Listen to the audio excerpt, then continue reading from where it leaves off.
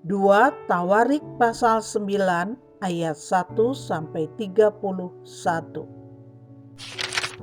Kunjungan Ratu Negeri Sheba.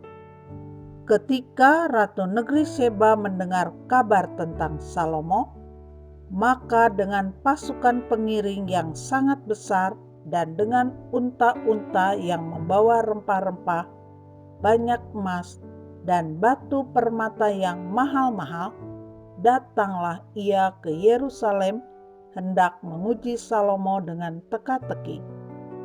Setelah ia sampai kepada Salomo, dipercakapkannyalah segala yang ada dalam hatinya dengan dia. Dan Salomo menjawab segala pertanyaan ratu itu. Bagi Salomo, tidak ada yang tersembunyi yang tidak dapat dijawabnya untuk ratu itu. Ketika Ratu Negeri Sheba melihat hikmat Salomo dan rumah yang telah didirikannya, makanan di mejanya, cara duduk pegawai-pegawainya, cara pelayan-pelayannya melayani dan berpakaian, juru-juru minumannya, dan pakaian mereka, dan korban bakaran yang biasa dipersembahkannya di rumah Tuhan, maka tercenganglah ratu itu. Dan ia berkata kepada raja, "Benar juga kabar yang kudengar di negeriku tentang engkau dan tentang hikmatmu. Tetapi aku tidak percaya perkataan-perkataan mereka sampai aku datang dan melihatnya dengan mataku sendiri. Sungguh, setengah dari hikmatmu yang besar itu belum diberitahukan kepadaku. Engkau melebihi kabar yang kudengar. Berbahagialah orang-orangmu dan berbahagialah para pegawaimu ini yang selalu melayani engkau dan menyaksikan hikmatmu. Terpujilah Tuhan Allahmu yang telah berkenan kepadamu sedemikian, hingga ia mendudukan engkau di atas tahtanya sebagai raja untuk Tuhan Allahmu. Karena Allahmu mengasihi orang Israel, maka ia menetapkan mereka untuk selama-lamanya dan menjadikan engkau raja atas mereka untuk melakukan keadilan dan kebenaran. Lalu diberikan kepada raja 120 talenta emas dan sangat banyak rempah-rempah dan batu permata yang mahal-mahal. Tidak pernah lagi ada rempah-rempah seperti yang diberikan Ratu Negeri Sheba kepada Raja Salomo itu. Lagi pula, hamba-hamba Huram dan hamba-hamba Salomo yang membawa emas dari Ofir, membawa juga kayu cendana dan batu permata yang mahal-mahal. Raja mengerjakan kayu cendana itu menjadi tangga-tangga untuk rumah Tuhan dan istana raja, dan juga menjadi kecapi dan gambus untuk para penyanyi.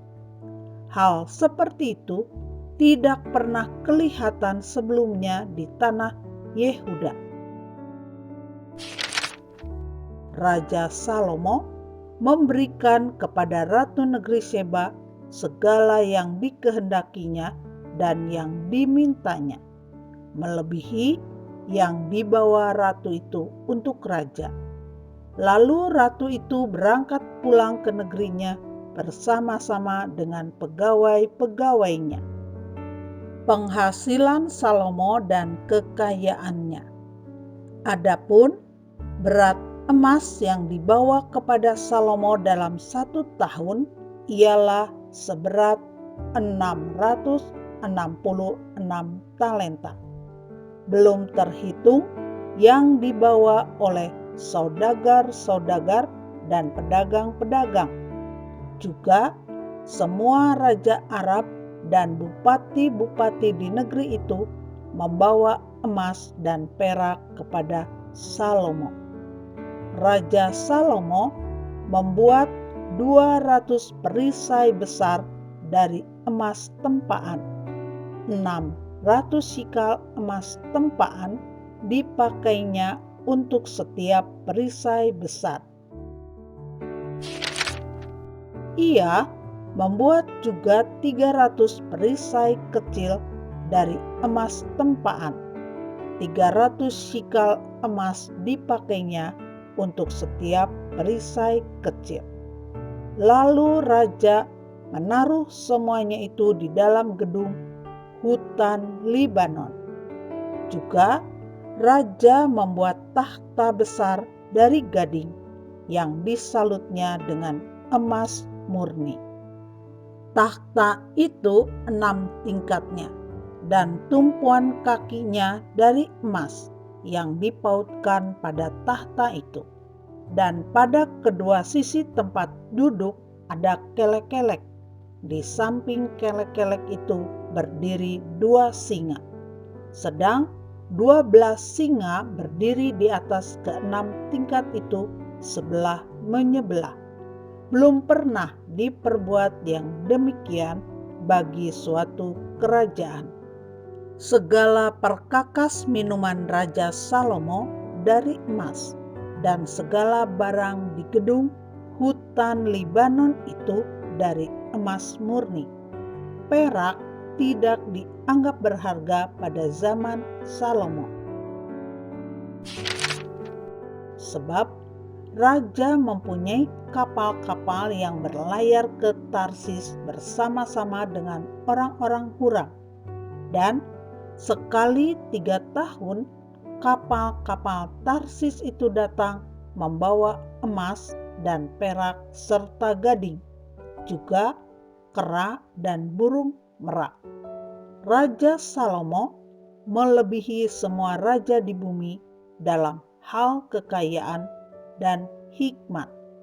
Semua raja di bumi berikhtiar menghadap Salomo untuk menyaksikan hikmat yang telah ditaruh Allah di dalam hatinya. Mereka datang masing-masing membawa persembahannya, yakni barang-barang perak dan barang-barang emas, pakaian, senjata, rempah-rempah, kuda dan bagal, dan begitulah tahun demi tahun. Salomo mempunyai juga 4.000 kandang untuk kuda-kudanya dan kereta-keretanya, dan 12.000 orang berkuda yang ditempatkan dalam kota-kota kereta dan dekat raja di Yerusalem.